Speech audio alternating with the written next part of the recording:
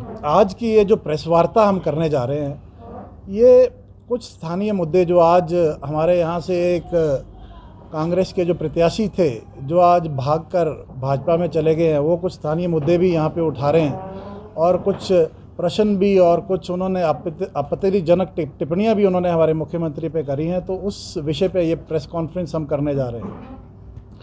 सबसे पहले तो मैं ये बताऊंगा कि धर्मशाला कांग्रेस एकजुट है और हाईकमान जिसको भी टिकट देता है, चाहे वो ए को देता है, बी को देता है, सी को देता है, हम सब एकजुट होके उस प्रत्याशी को इस बार जीत दर्ज करवाएंगे। जो पहले परिस्थितियां रही 2012 से पहले भी यहाँ पे जो कांग्रेस थी, वो हमेशा जो लोग थे जिन्होंने 2012 में इनको यहाँ पे अपनाया, प्यार दिया, स्नेह दिया और इनको जीत के यहाँ से भेजा और उसके बाद ये चूँकि यहाँ से जीते, राज साहब ने इनको काबीना मंत्री बनाया।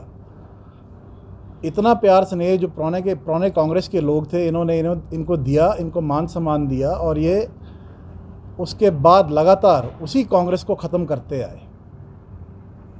आज मैं बात करना चाहूँगा, कुछ दिन पूर्व यही जो हमारे यहाँ से प्रत्याशी रहे हैं, शिमला में किसी पत्रकार सम्मेलन को संबोधन करते हुए बोल रहे थे कि जहाँ मान सम्मान ना हो वहाँ नहीं जाना चाहिए।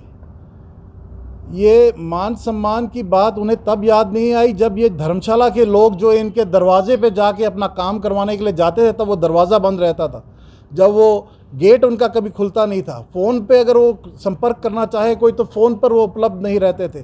तब कहाँ था धर्मशाला की जनता का मान सम्मान? अपना मान सम्मान इनको याद आ गया, लेकिन धर्मशाला की जनता का मान सम्मान का इन्होंने क्या किया? क्या ये वही जनता नहीं थी जिसने इनको इतने मतों से जीत दर्ज करा के भेजा था? बात कर रहे हैं कि मुख्यमंत्री जी से हमारा तालमेल नहीं बना। तालमेल बनाने का काम जनता का नहीं है, जनता का काम था वोट दे के इनको चयन करके कांग्रेस के, क्योंकि प्रत्याशी रहे, कांग्रेस को वोट दे के इन्होंने भेजा। मुख्यमंत्री जी से अगर इनको तालमेल बनाना था तो ये इनको अपने आप बनाना चाहिए था। ये जनता का काम नहीं है।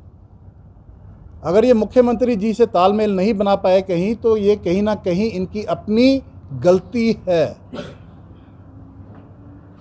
पिछले 14-15 महीने तो ये घर के अंदर ही घुसे रहे, ना किसी कार्यकर्ता से मिले, ना किसी व्यक्ति का कोई काम किया। धर्मशाला की जनता बहुत ही दुखी हो चुकी थी इनसे। और जब ये प्रकरण होने लगा, उसके 10-15 दिन पहले घर से निकलते हैं, 2-4 उद्घाटन करते हैं। उन उद्घाटनों के लिए पैसे कहाँ से आए? वो पैसा किसका था? कांग्रेस पार्टी का ही था। आपका इंद्रुनाग रोड, बनगोटूर रोड, आपका ये फिडल पार्क, ये पैसा क्या इनके व्यक्तिगत उससे आया? ये कांग्रेस पार्टी की देन है। धर्मशाला का जितना भी विकास हुआ है, ये कांग्रेस पार्टी ने ही करवाया है।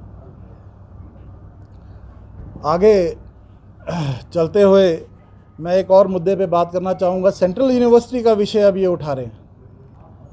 मेरी सेंट्रल यूनिवर्सिटी संघर्ष समिति जो है, उनसे मेरी बात हुई थी और मैं शिमला जाके मुख्यमंत्री जी से इस विषय पे चर्चा कर उनको इस बारे में अवगत भी करवाया है। और उन्होंने बहुत ही एक पॉजिटिव एटीट्यूड से और पॉजिटिव वे में उन्होंने ये बोला था कि विजय, आप जाके इनको सबको बोलो कि मैं इस यूनिवर्सिटी को धर्मशाला में बनाकर ही रहूँगा। केवल एक जो 20 करोड़ का जो इन्होंने वो 20 करोड़ रुपए फॉरेस्ट एजुकेशन डिपार्टमेंट से फॉरेस्ट डिपार्टमेंट में जमा होने, वो राशि इन्होंने उसको रीवर्क करने के लिए बोला हुआ है कि अगर वो राशि कहीं कम हो सकती है तो उसको कम करो, क्योंकि कहीं ना कहीं उनको लगा कि ये जो राशि है थोड़ी ज़्यादा है। और अगर वो नहीं भी कम होगी तो मुख्यमंत्री जी ने आश्वस्त किया है कि सेंट्रल यूनिवर्सिटी धर्मशाला में बन के ही रहेगी और जहाँ अभी प्रस्तावित है वहीं बनेगी। तो ये मुद्दा आज के लिए उठा के चले। अच्छा, एक और मुद्दा मैं बोलना चाहूँगा। 2012 से 2012 के बाद जब भी ये चुनाव लड़े, 2012 में, 2017 में, 2022 में, हमेशा नए कार्यकर्ता इन्होंने जोड़े। जो पुराने लोग इनके साथ जुड़ते गए, वो लोग इन्होंने साइड पे करते गए। ईमानदार कर्मठ कार्यकर्ताओं को इन्होंने साइड पे करने का काम किया। कांग्रेस पार्टी की जो रीढ़ की हड्डी थी, उनको इन्होंने साइड पे करने का काम किया। अब इनको यहाँ पता था कि धर्मशाला में इनको कार्यकर्ता मिलने वाला नहीं है। अब यही छल, यही कपट, यही ढोंग ये भाजपा के कार्यकर्ताओं के साथ करेंगे। मुझे बड़ी हैरानी होती है कि जब ये मंत्री थे, एक समुदाय विशेष पे इन्होंने लाठीचार्ज करवाया और कहीं ना कहीं बोला जाता है कि वो समुदाय भाजपा का वोट बैंक रहा है। तो आज मैं ये भी पूछना चाहूँगा कि क्या वो समुदाय इस ऐसे व्यक्ति को अपना नेता मान लेंगे? कभी इतिहास में नहीं हुआ। यहाँ से किशन कपूर जी रहे, पादा साहब रहे, हमारे मैडम चंद्रेश रहीं, कितने सारे लीडर हमारे रहे, कभी किसी भी समुदाय के ऊपर कभी लाठीचार्ज नहीं हुआ। एक समुदाय विशेष पे लाठीचार्ज इनके कार्यकाल में हुआ। मेरे व्यक्तिगत इनसे मतभेद उसके बाद ही शायद शुरू हुए, लेकिन मैं उस पार्टी के कार्यकर्ताओं से भी पूछना चाहूँगा कि क्या आप ऐसे व्यक्ति को अपना नेता मान लेंगे? आप स्वीकार करेंगे?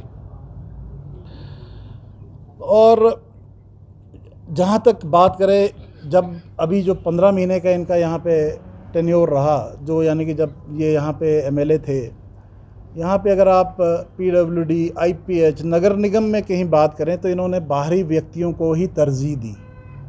धर्मशाला के जो लोकल लोग जो यहाँ के, चाहे वो कॉन्ट्रैक्टर थे, सप्लायर थे, किसी को कोई काम नहीं दिया गया। एक व्यक्ति को 20-20, 30-30, 40-40 काम। क्या बाकी धर्मशाला के लोग नहीं थे यहाँ पे? क्या उन्होंने अपने परिवार नहीं पालने हैं? ये बहुत ही गंभीर विषय था। हम हाईकमान को भी इस विषय में हमने अवगत कराया समय समय पे, पर अब चूंकि एमएलए ये थे, अफसर इनके थे, तो अफसर उनकी मर्जी के बगैर कुछ किया नहीं करते थे। एक और बड़ी बात, ये अपना पहले 2019 में, जब 2017 में चुनाव हार गए, 2017 के चुनाव के बाद इन्होंने 2019 में लोकसभा में ताल ठोक दी कि लोकसभा चुनाव लड़ेंगे। खूब नाम चला, आखिरी मोमेंट पर भाग गए। नतीजा क्या हुआ? यहाँ से भाजपा का प्रत्याशी भारी बहुमत से जीत के गया। आखिरी मोमेंट पे अगर कोई तैयारी करेगा तो उस व्यक्ति को भी तैयारी करने का मौका नहीं मिलता है। ऐसे ही 2019 में जब उपचुनाव हुए तो उपचुनाव में भी ये भाग गए आखिरी समय पर। मुझे याद है शनिचरवार को इन्होंने दोपहर को 11-12 बजे मना किया कि मैं नहीं चुनाव लड़ूंगा। अगला दिन संडे था और उसके अगले दिन मंडे को नॉमिनेशन था। उसके बाद कांग्रेस पार्टी ने इनको टिकट दी और अब ये फिर एमएलए थे, अब भी भाग गए। तो भागना इनकी आदत है। अगर मैं इनको भगोड़ा बोलूँगा तो कोई गलत बात नहीं बोलूँगा। साथ ही एक और टिप्पणी ये हमारे मुख्यमंत्री जी पे कर रहे हैं, बोल रहे हैं कि आखिरी मुख्यमंत्री हिमाचल प्रदेश के होंगे और क्या कहते हैं, यशवंत सिंह परमार जी के साथ इनकी 1.5 फुट की प्रतिमा यहाँ लगेगी शिमला में। तो मैं इनको बताना चाहता हूँ कि ये धर्मशाला की जनता है, आपने जो ये छल और उनके साथ किया है, ये इसको स्वीकार करने वाली नहीं है। कहीं ऐसा ना हो कि 1 जून को जब मतदान हो तो धर्मशाला के लोग कहीं आपकी प्रतिमा पूरे शगुन के साथ ना लगा दें। ये भी हो सकता है।